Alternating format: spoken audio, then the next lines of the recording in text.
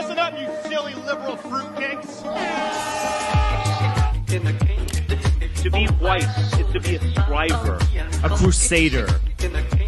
We should call trans women she.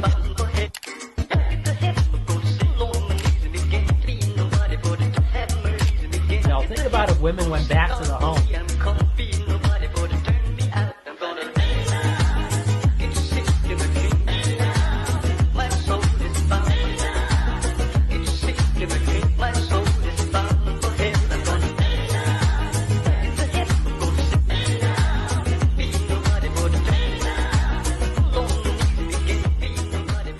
One and all welcome.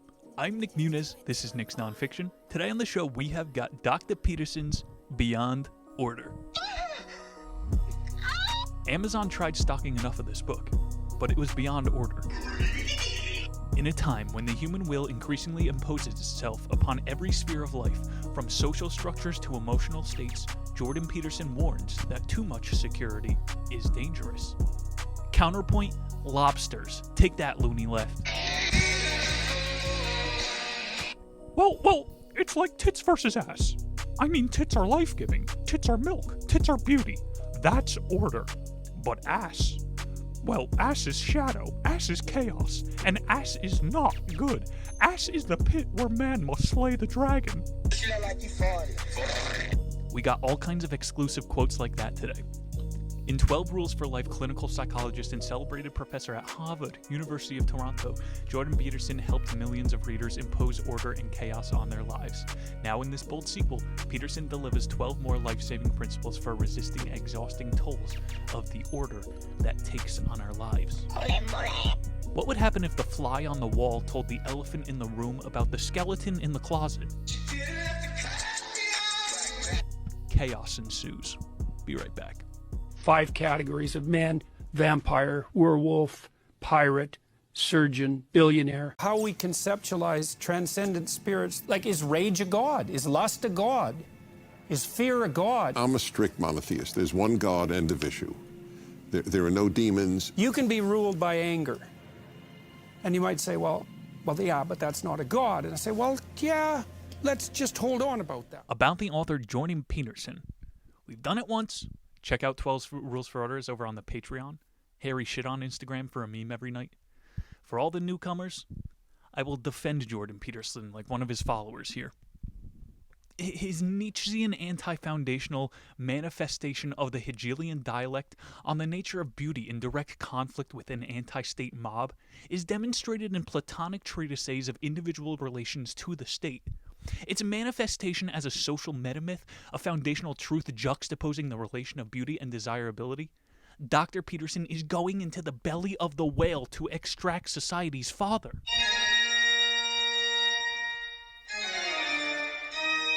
Peterson fanboy achieved. Be right back. Goddamn Redditors.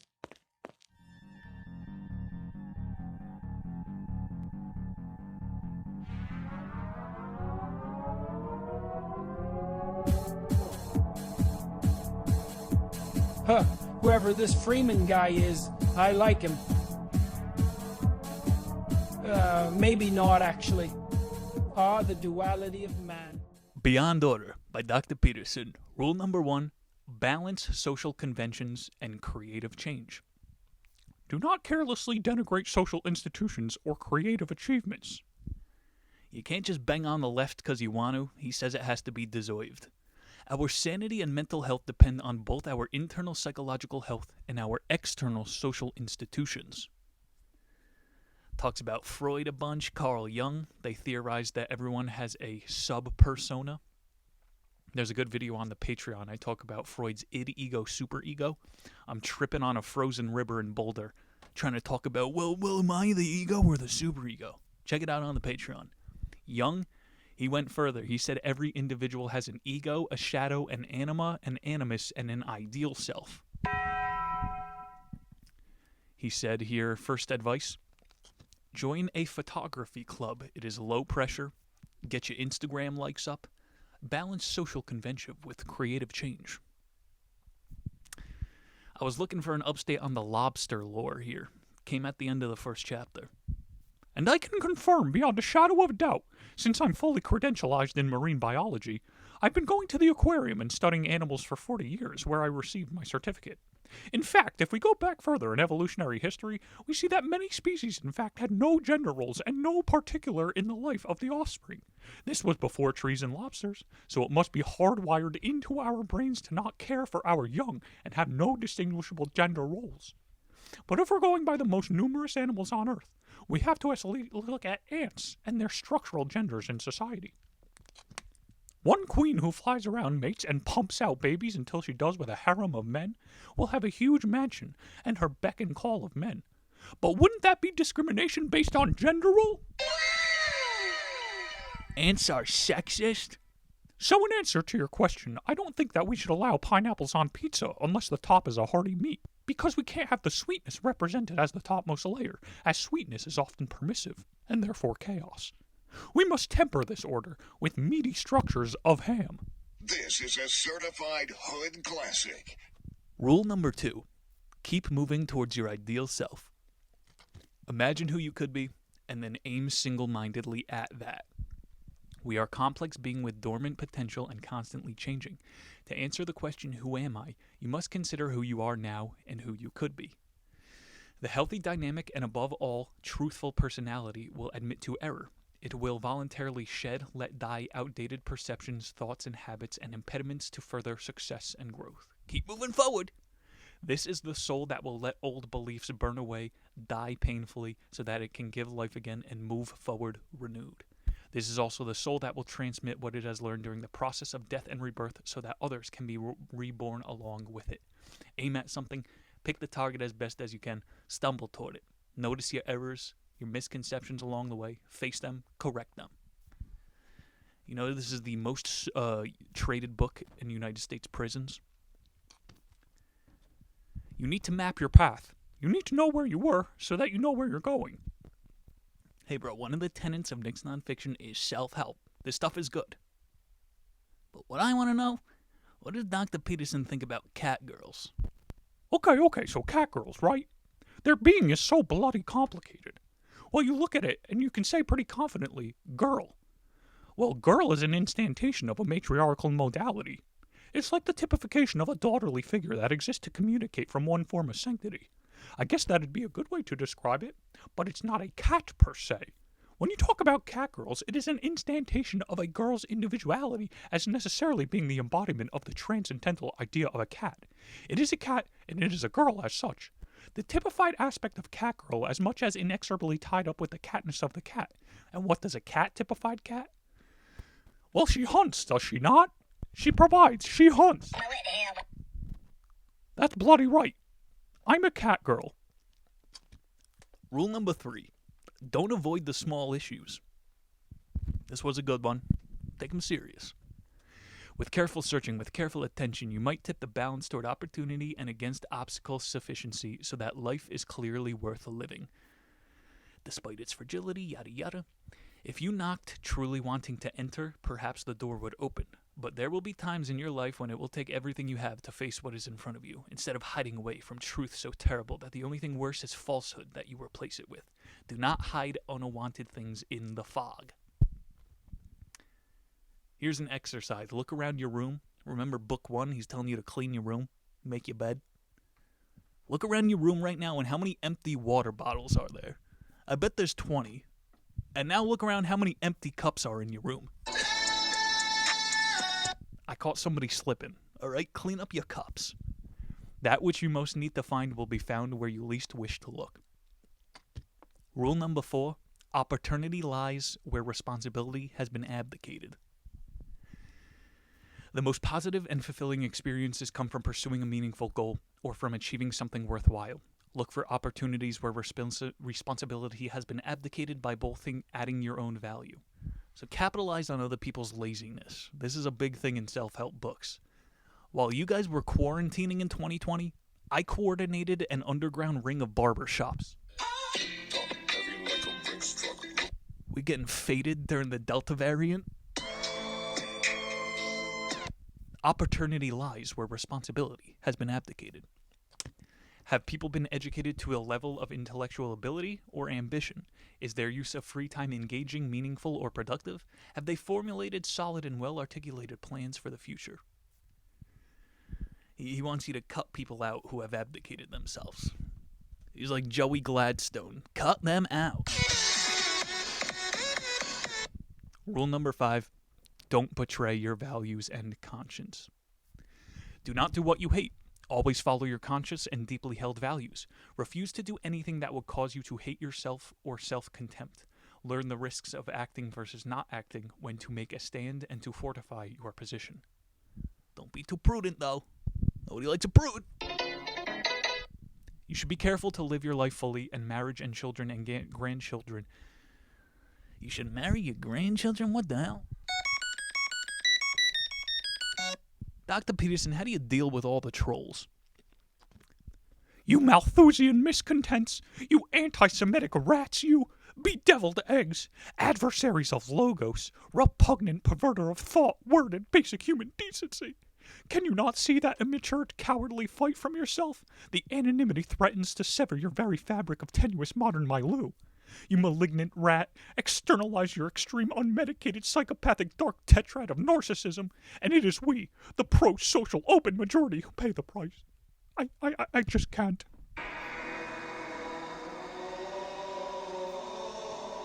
You hyperbolic hedamonger, you are manifesting malignantly appropriate to the end times. Bloody hell, that is where we're headed. The apocalypse. If you possess one fragmentary iota of manhood, unmade cave of washed corruption, your stinking penis into the abyss of Malthusian solipsism, you anti-Semitic rat. Do you have the vaguest comprehension of what wrath would be sought upon you? Black wizards of hopeless folly, Sulilimus pipsqueaks of petrified prejudice. You Dunning-Kruger deranged moral superiority. I straighten my back and take my meds in righteous defiance of you and your bloody kind. You feculent miasma of hate regurgitating Machiavellian weasel. Go and find some other sight to sully. May the supreme master of dominance hierarchies, Yahweh, have no mercy on your soul. May you be devoured by an archetypal dragon. I may ever rid my interary abstinence. You troll demons!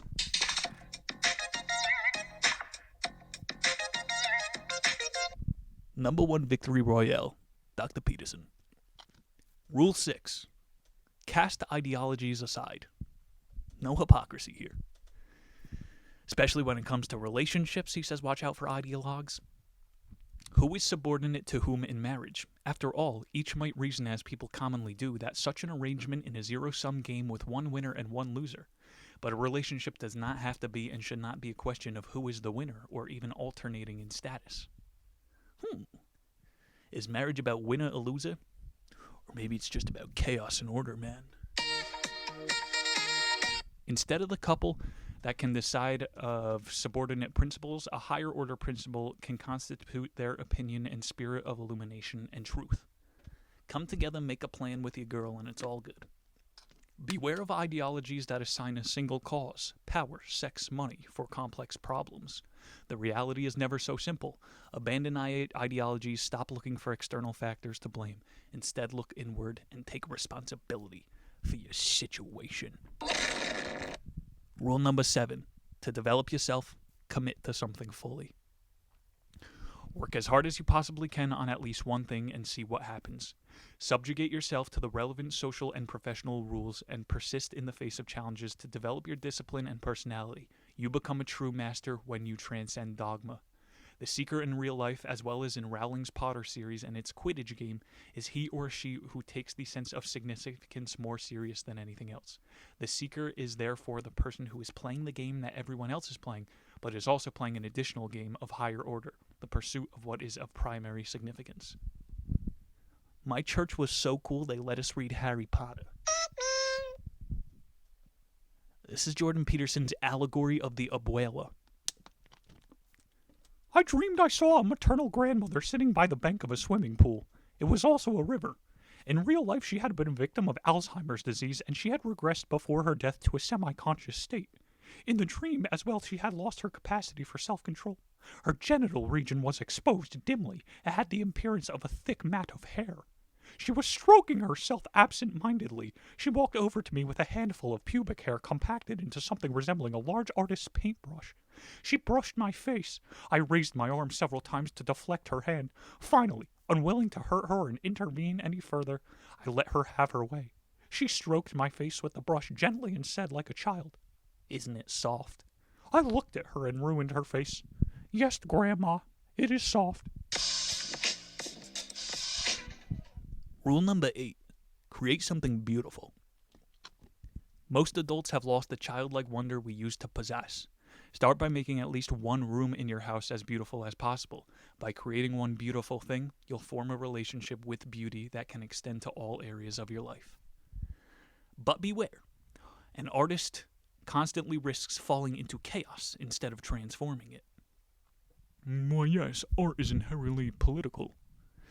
We need to understand the role of art and stop thinking about it as an option or a luxury or worse, an affection. Art is the bedrock of culture itself. It is the foundation of processes by which we unite psychologically and come to establish productive peace with others. As it is said, men shall not live by bread alone. Matthew 4:4. This is exactly right. We live by beauty. We live by literature. We live by art. We cannot live without some connection to the divine, and beauty is divine because in the absence of it, life would be too short, dismal, and tragic. And we must be sharp and awake and prepared so that we can survive properly and orient the world properly and not destroy things, including ourselves. And beauty can help us appreciate the wonder of being and motivates us to seek gratitude when we would otherwise be prone to self-destruction. Well, the question, did that happen, begs the question, what do you mean by happen? Because when you are dealing with the fundamental realities and you pose a question, you have to understand that the reality of concepts of your question when you're digging that deep are just asking questions as you are questioning. So people say to me, do you believe in God? And I think, well, okay. There's a couple of mysteries in that question. What do you mean by do? What do you mean by you? What do you mean by believe? And what do you mean by God? Rule number 9. Clear up unresolved issues from the past. This guy was a therapist, so obviously get the skeletons out of your closet. What was my joke? What happens when the skeleton in the closet meets the elephant in the room? Yeah, he goes into the current political landscape. Nobody's resolving the issues from the past, so it's a dirty snowball going downhill. I believe that the good people do small, though, in perhaps more to do. People are mostly good, he thinks. Imagine for a moment you have been given all that you need. There is possibility within you waiting for the proper demand to release itself. Unresolved issues from the past can steal time from the future. Rule number 10. Sustain romance with planning and effort. When two people first fall in love, they see only the best in each other. Although the magic eventually fades, it's possible to sustain romance with proper planning and real work. Why don't you just get a goddamn job? Find out why you can't find a perfect soulmate and what it takes to grow and mature as a couple to strengthen your relationships. We're talking about chaos and order. It's pretty obvious. This is why girls love dates. Girls love civilization. They love it. Order. They love to order. Dr. Peterson's order at Burger King. Okay, so Burger King. That name is so bloody complicated. It took me like 3 hours of nonstop thought to figure this out. Well, you look at it and you say pretty confidently, King? That's actually an instantation of a patriarchal mode of being, isn't it? It's like that the typification of fatherly figures that exists at the top of possible dominance hierarchies. I guess that would be a good way to describe it, but it's not a king per se when you go to Burger King. It is the instantation of an individual being embodied as the transcendental idea of a king. It is a king as such, the typified aspect of kingship. Well, does he provide? Doesn't he? He is the king. He provides food and shelter and burgers. Well, that's bloody right. It's he who provides the burgers. You know, when Alexander Solzhenitsyn was in the gulags, he thought a lot about food. Fast food? It's a dominance hierarchy. I was about to order a chicken salad from Wendy's the other day, and as I walked to the lady working there, she said, "Hello, sir, what would you like to order?" And it's like that question. It's really a pertinent question to the youth in our society. But it's like, well, what do you mean by order? It's such a complicated word. And you see the postmodern neo-Marxists, they'll say that it depends on context. Well, no. If that's so, how come the word is so damn complicated? And you see, even that name Wendy's really represents an enterprise of female domination, rebellion, patriarchal power structures coming down. It's the archetypal manifestation of Wendy's, and it fights against the dominance hierarchies by breaking up things, slowly destroying the order of man. I just can't. And you see, as I was eating my chicken salad, it's like even some of the pieces of lettuce sat atop the others. Even in the finest salads, we see hierarchies. The salad could have used more benzos. Metro Boomin, make it boom. Rule 11. Don't succumb to resentment, deceit, or arrogance. Do not pretend you are happy with something if you are not, and if a reasonable solution might in principle be negotiated, take it. Have the damn fight. Unpleasant as it might be in the moment, it might be the final straw on the camel's back, and that is particularly true for those daily events that everyone is prone to regard as trivial, even the plates on which you eat your lunch. Life is what repeats, and it is worth getting it right. Don't settle. Going a little esoteric here. In the beginning, the fool is continually required to be patient and tolerant with himself and equally with others. His display of ignorance, inexperience, and lack of skill may sometimes be rightly attributed to irresponsibility and condemned justly by others.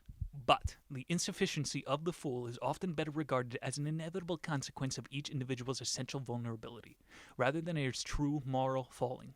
Much that is great starts small and ignorant. The lesson permeates popular as well as classical and traditional cultures. And you know, as Dostoevsky said, Rule 12. Stay grateful in spite of your suffering. Self-love is the only antidote to chaos of existence. And if you don't love or care for yourself and your own needs, you will cause unnecessary suffering for both yourself and others. Some heat at the end, bro. It's 2024, Dr. Peterson. What do you think about furries? it's actually the natural state of man to be a furry. You just look at the language you use and the sexual situations it encounters. It's not getting some vagina tonight, it's getting pussy. We don't tell or get told you're fucking that penis.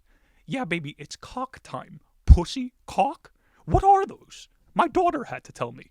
Those are animals, cats and birds, predator and prey, chaser and chasee. We as human beings crave the simplicity of the animal kingdom. Just look at the popular media. The movies we show our children, it's almost all anthropomorphized animals. They are objectively sexually stimulating to look at. It's no accident that the title of the movie Zootopia shares many similarities to the concept of zoophilia.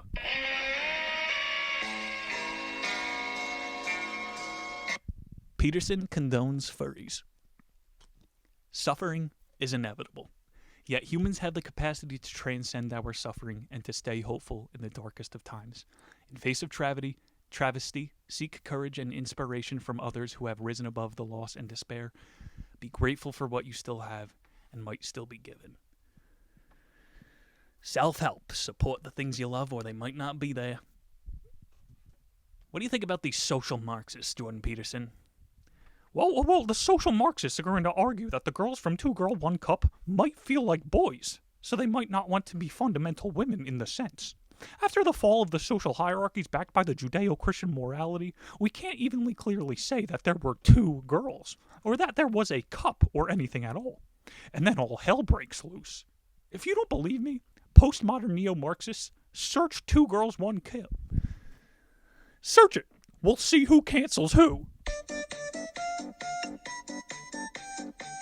When you look at rats, a female rat and another rat will not defecate in the same cut. It's not possible. In nature, it just doesn't happen. So what does the rat do? Well, the rat simply shits adjacent to the cup, and that's the way it is. That applies to humans as well. The woke left won't accept this, but it is an undeniable fact.